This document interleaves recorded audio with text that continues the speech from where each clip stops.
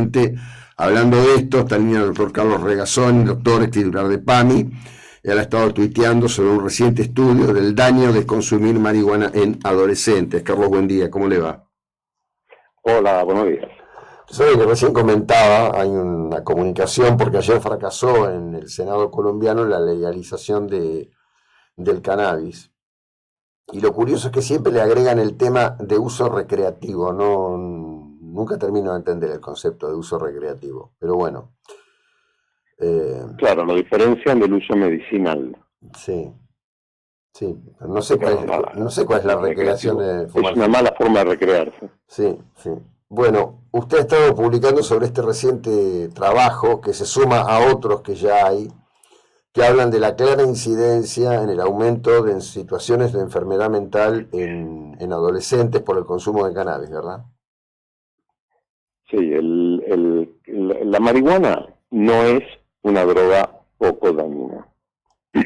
Es mucho más dañina que el cigarrillo.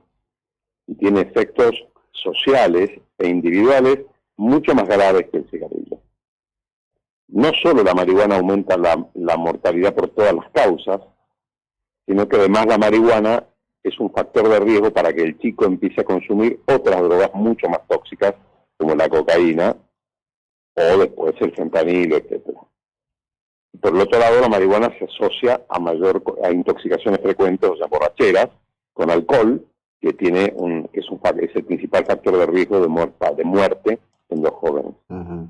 Además, la marihuana provoca daños directos en el cerebro, en el sistema nervioso central, y que se asocian a la mayor incidencia de esquizofrenia, que es la psicosis, una de las psicosis.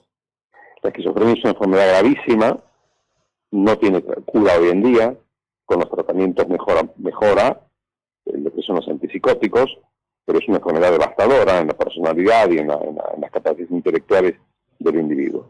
Y también la marihuana se asocia a mayor incidencia de demencia en las personas y a edades más tempranas.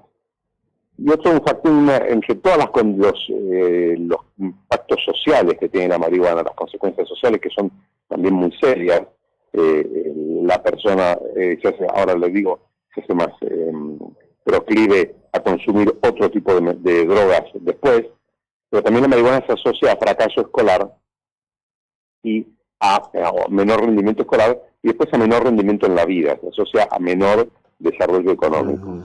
Se han hecho estudios, los que cité, lo que usted recién mencionaba, son estudios que se han hecho en géneros idénticos, justamente para compensar las diferencias genéticas, son personas que son genéticamente iguales, y se ha visto que el consumir marihuana en la escuela se asocia a menor rendimiento escolar, y después en la vida ya adulta, a menor desarrollo económico, a más pobreza. Claro, además hay un tema que varios estudios vinculan directamente el tema del consumo de marihuana en adolescentes con brotes esquizofrénicos, ¿no? Claro, exactamente. La marihuana produce, además, es muy interesante lo que usted menciona, en agudo, la persona que consume marihuana puede tener brotes psicóticos asociados a la intoxicación por marihuana, que tiene efectos alucinógenos. Y después crónicamente aumentaría la incidencia de una enfermedad del nivel de gravedad, como es la esquizofrenia, de paciente psicótica. Es una enfermedad que no tiene cura, que provoca un efecto devastador en la personalidad y en el comportamiento, que requiere un tratamiento de por vida con medicamentos antipsicóticos, que son medicamentos que tienen muchísimos efectos adversos y además que van a tratar algunas partes de la enfermedad, pero el sustrato de apatía y de desorganización irreversible de la personalidad no lo van a revertir los antipsicóticos. Así que estamos ante un tema que es muy importante tener en cuenta. Siempre que se quiere legalizar la marihuana se cita como caso de éxito Portugal. Y eso es un error de concepto. Primero porque los propios portugueses no saben bien qué ha pasado en ese país. Segundo porque la persona que legalizó, que impulsó la legalización de la marihuana en Portugal él mismo ha admitido que no sabe por qué tuvo, entre comillas, paréntesis y corchetes, por qué tuvo éxito su plan, porque hay muchos puntos que todavía son oscuros. Claro. Y en general, cuando se ve la legalización de la marihuana, lo que ha generado es, en algunos estados de Estados Unidos y demás, primero una contaminación del espacio público, porque está lleno de olor a marihuana en todos lados, la gente camina, incluso en la calle, porque tiene un humo que es más denso que el del cigarrillo, y además se asocia a mayor demanda de servicios de salud mental, como dice uno de los trabajos que menciono, y a mayor demanda de otro factor que no hablamos y que es muy importante, que es la depresión. La marihuana provoca depresión. Sí. Bueno, el tema ese del olor, hay algunos lugares, en Nueva York hay zonas que son intransitables directamente, de lo asqueroso que es el olor. Y la otra cosa que es muy sorprendente, que en la mayor parte de esas grandes ciudades hay locales de venta de marihuana que están abiertos las 24 horas del día, sin ningún tipo de límite ni de nada. Claro, es una crisis del mundo moderno parecido a lo que el del efecto destructor que tuvo el opio y los fumaderos de opio en el Medio Oriente, en Sudeste Asiático y en China, a la primera mitad del siglo XIX, 1800 y pico, empiezan los ingleses, descubren, digamos, de los indios las propiedades del opio, lo empiezan a promover en China, el emperador de China se rebela, dice que no, que el opio va a destruir a su pueblo, y los ingleses le hacen la guerra, le ganan la guerra, imponen el opio libre y el comercio de opio en China. El opio se cultivaba en Pakistán y en el norte de la India. Y eso fue devastador para la sociedad.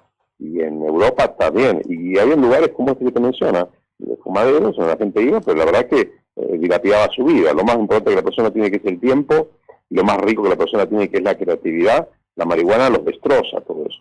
Sí. Después se confunde, porque no se entiende lo que está detrás de las drogas, que es probablemente el sistema criminal más poderoso y más perverso que se ha imaginado. O sea, nunca en la historia hubo una criminalidad global, transnacional, del nivel de perversión que la marihuana, que es como es el narcotráfico. Es ridículo pensar que el narcotraficante, porque legaliza la marihuana, no se va a meter en el comercio, entre comillas, legal de la marihuana, y además, ¿por qué no va a querer promover a partir de la marihuana que la persona que ya es adicta y que tiene una conducta adictiva, que empiece a ser adicto a otras drogas?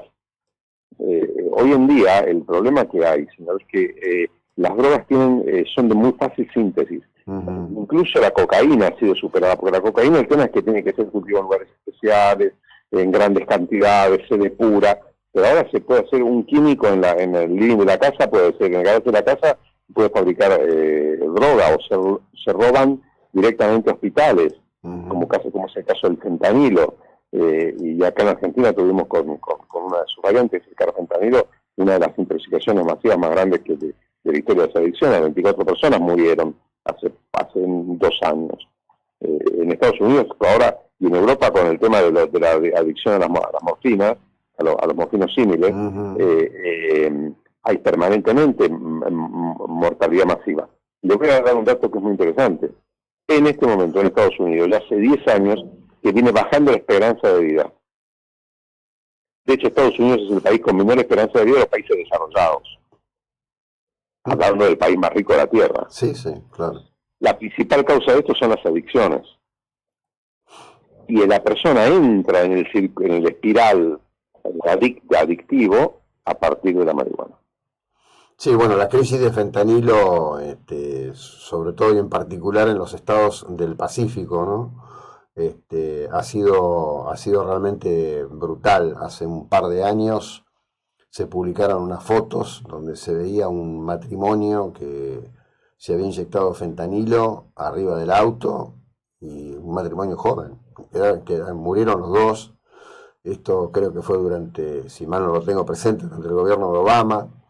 Hay una condena con un cargo económico muy grande contra el laboratorio que producía en origen el fentanilo, pero ya está desbordado, ya digamos la fórmula. Oxicodona, claro. Sí, la familia Sackler. Exactamente. Eso es otra. porque además es otro riesgo de legalizar las drogas, que después, ¿por qué no van a haber empresas que inescrupulosamente van a entrar en el negocio de venderle a la gente, entre comillas, una adicción segura, sin comprender lo que ocurre? Porque la persona que necesita refugiarse utilizar drogas para mejorar su vida, es una persona que está destruyendo su vida. Y automáticamente empieza a ser menos productivo, porque también se ha visto que el uso de drogas se asocia a caída de la productividad. Si bien al principio, como siempre se dice, que la cocaína, la persona se usaban cocaína para trabajar más horas, pero se asocia a caída de la productividad. Primero hay un pico de aumento de la productividad por la euforia, pero después empieza a caer drásticamente. Y además que ese tipo de adicciones, como ocurre también con los ácidos, la Liserf y todas las variantes que utilizan los chicos en las discotecas, lo que trae es un agotamiento mental de gravísimas consecuencias para la personalidad, que es la depresión y el suicidio. Fíjese que el suicidio es una de las principales causas de muerte en la gente joven en este momento, y hay aumento. Y no solo eso, sino también la violencia. Es decir, nosotros lo que no podemos naturalizar es el deterioro de la sociedad, que la comunidad se desfonde y se nos caiga todos los valores sobre los cuales se sustenta la vida humana, que es la familia, que es el hogar, que es la comunidad de pertenencia, que es la comunidad política, que es la ciudad. Bueno, ustedes en Mar del Plata tienen un ejemplo de eso, y lamentablemente las drogas son enemigos de todo eso, que hace agradable la vida, ¿no? Sí, lo que ocurre es que, bueno, es todo un tema porque hay mucha frivolidad. Por eso yo le decía al principio que me incomoda mucho la utilización del término recreativo, que desde la política, desde el poder, de quienes tienen el poder, utilizan el término recreativo. Porque primero no entiendo, o a lo mejor es una incapacidad mía, yo no entiendo dónde está la recreación de ingerir algo que te aísla de la realidad, que te saca del eje, no sé, que te hace alucinar, no sé. Los últimos Tiene hechos... razón, es así, y le digo más, se trata con una no tiene ningún tipo de relación además con lo que se usa, con el cigarrillo, con el alcohol, que a veces se los compara. Nada que ver. Primero que el alcohol en forma adictiva, que es el paciente alcohólico, tiene un efecto brutal en la vida de la persona. Puede destruir a una familia y destruir a una persona para siempre. Tiene un tratamiento complicado, pero al punto del tratamiento es tan complejo que al final del camino la persona nunca más puede beber una gota de alcohol. Y el caso del cigarrillo provoca 7 millones de muertes por año en un mundo donde hay 55 millones de muertes por año. Entonces, el cigarrillo es un problema de salud pública mundial, que en este momento tiene, yo creo, una perspectiva, porque la adicción a la nicotina es tan fuerte que es imposible solucionarlo sin entregar nicotina de alguna manera, que se compartes, no tiene el mismo efecto, y ahora no el vapeo, que eso no es bueno, sino los cigarrillos electrónicos. Yo creo que por ahí viene una vía de solución del efecto sanitario que tiene. No es el caso de la legalización de la marihuana. La legalización de la marihuana es un error de concepto. Además es naturalizar algo que puede ser un desliz que el chico tenga, uno cuando es adolescente puede tener una experiencia y después superarlo. Pero si uno no lo combate, después la probabilidad de que ese chico persista en las adicciones y que vaya progresando en las adicciones es mayor. Mire, reitero, hay que tratar de defender la vida que tenemos, la comarca, ¿no? Y la vida en el hogar, y la vida familiar, y la vida en comunidad. Y las drogas lamentablemente destruyen todo eso. Sí, absolutamente. Regazzoni, gracias, buena jornada, muy amable. Un gusto, un saludo. Bueno, Carlos Regazzoni, médico titular de PAMI. Se acumulan los estudios, se acumula el conocimiento. Hay que trabajar mucho en el tema del lenguaje.